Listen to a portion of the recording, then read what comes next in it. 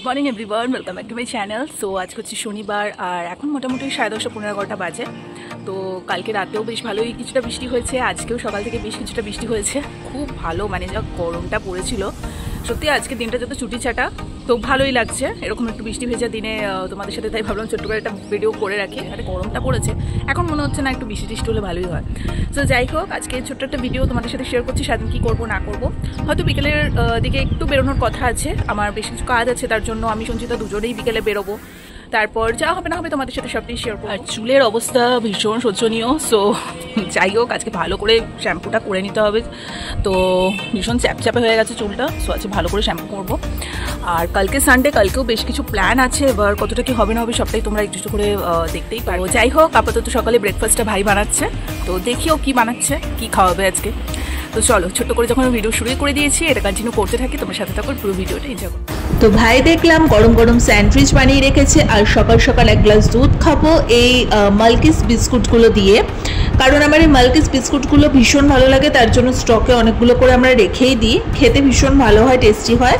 So অনেকটা time পর আবার আমি ব্লগ করছি, স্নান টান করে আসার পরে। সকালে আর বেশি ব্লগ আমি করতে পারিনি, তো ভালো করে আজকে শ্যাম্পু ট্যাম্পু করে নিয়েছি, তো খুব ভালো লাগছে।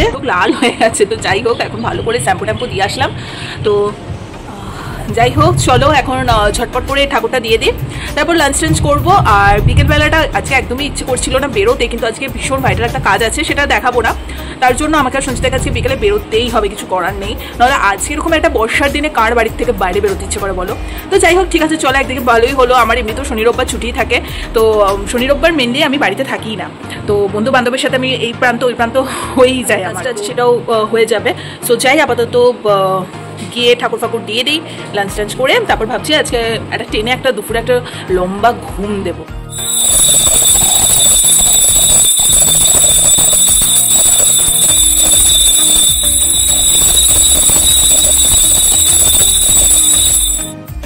তো সুন্দর করে পুজো টুজো দিয়ে দিলাম, এবং আজকে ওয়েদারটা কিন্তু সত্যি ভীষণ ভালো লাগছে। তো চলো লাঞ্চটাও তোমাদের সাথে শেয়ার করে দিই।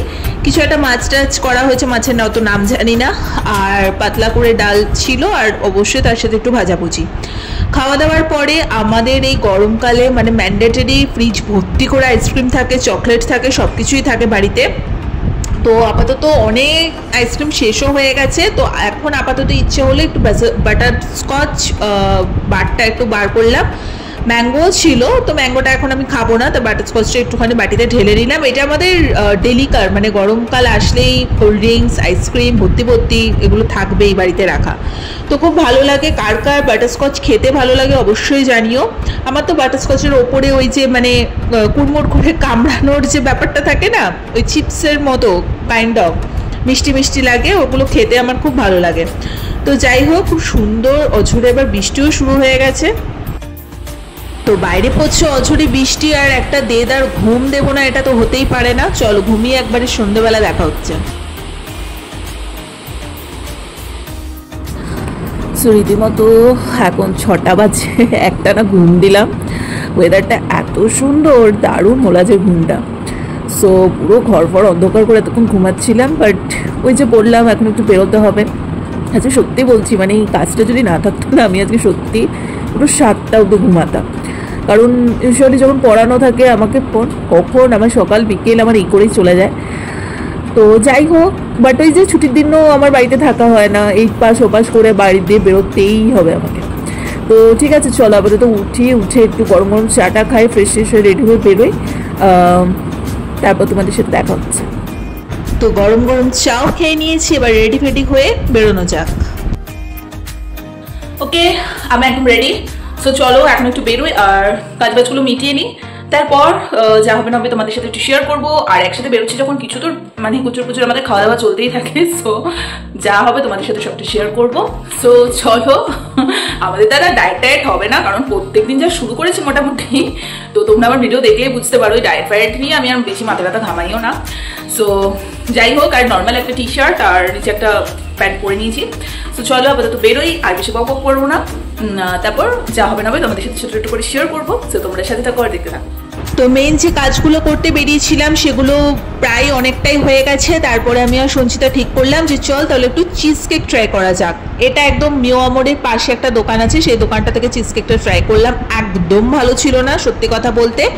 তাই আমরা আবার চলে যাই মিও আমরেতে। তো মিও আমরে থেকেও আমি নিয়েছি একটা চিজ কেকও নিয়েছি, তার সাথে আরও অনেক খাবার দাবার নেওয়া হয়েছে। তো সমস্ত কাজবাজ হলো মোটামুটি। তারপর সঞ্চিতার আরও বেশ কিছু জিনিসপত্র কেনার ছিল, ওর সাথে সেই দোকানেও গেলাম। তো টুকটাক এরকম বেশ ভালোই লাগলো, ভালো মতোই আজকে দিনটা কাটলো। তারপর দেদার পেয়ে গেছে খিদে, তো কি করব বুঝতে পারছি না। তো দুজনেরই বিরিয়ানি ক্রেভিং উঠেছে। তো ফার্স্টে ভাবলাম যে চলো ডি বাপিতেই যাওয়া যাক।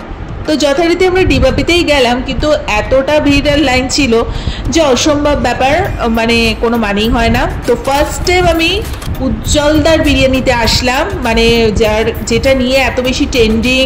আমি মানে একমাত্র যে এখন অবধি উজ্জ্বলদার বিরিয়ানি ট্রাই করিনি, যে ফার্স্ট টাইম আসলো।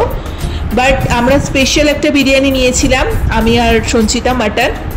মাটনের পিসটা ছিল হিউজ পরিমাণে, রাইসের কোয়ান্টিটি ছিল হিউজ পরিমাণে, একটা ডিমও দেওয়া হয়েছে, তার সাথে আলুর সাইজটা আমি দেখিয়ে দিচ্ছি, আর একদম ঠিকঠাক পিস আমি পেয়েছি মাটনের।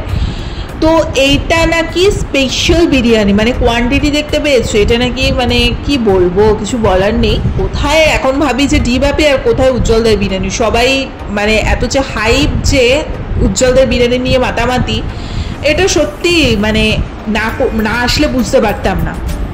তো আমার তো খুবই ভালো লেগেছে, বলতে গেলে খুবই ভালো লেগেছে খেতে, এবং কোয়ান্টিটিও ভালো। আর ওরা এটাও বললো যে স্পেশাল নিয়েছেন, আপনাদের এক্সট্রা লাগলে এক্সট্রাও আমরা প্রোভাইড করবো, যেটা ডি বাপিতে কিন্তু স্পেশাল নিলে ওরা এক্সট্রা চাইলে পরে আর এক্সট্রা রাইস ওরা দেয় না। তো যাই হোক, ডি বাপিতে আমার আর যাবার কোনো দিন আর ইচ্ছেও নেই সত্যি কথা বলতে, ওখানে প্রচুর দাম আর প্রচুর লাইন ওয়েটও করতে হয়। তো আমরা অনেক খাবার দাবার পার্সেলও করে নিলাম বাড়িতে, মা ভাই সবার জন্য নিয়ে নিয়েছি খাবার দাবার। তো চলো এখন বাড়িতে যাওয়া যাক টুকটুক করে। আজকের দিনটা কিন্তু ভালোই কেটে গেল, আর এরকম বৃষ্টি ভেজা একটা গোটা দিনের ভিডিও তোমাদের সাথে শেয়ার করলাম।